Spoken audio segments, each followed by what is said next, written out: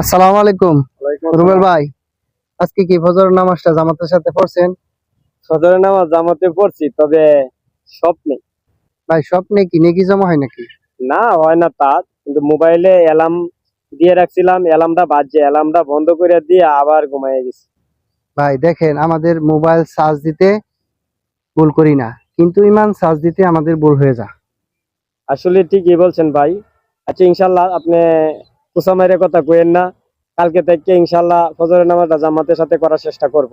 বাকি নামাজটা ইনশাল্লাহ জামাতের সাথে করি, চলেন। ইনশাল্লাহ। ভাই, আমরা যারা অ্যালার্ম বন্ধ করে খাইতে দিয়ে ঘুমাই, শয়তানের চক্রান্তে পড়ে আরাম করে ঘুমাই, আমরা এই অলসতাটা করব না। ইনশাল্লাহ আগামী কালকে থেকে সবাই মিলে জামাতে, বিশেষ করে ফজরের জামাতের সাথে নামাজটা পড়বো, বাকি নামাজ সহ ইনশাআল্লাহ।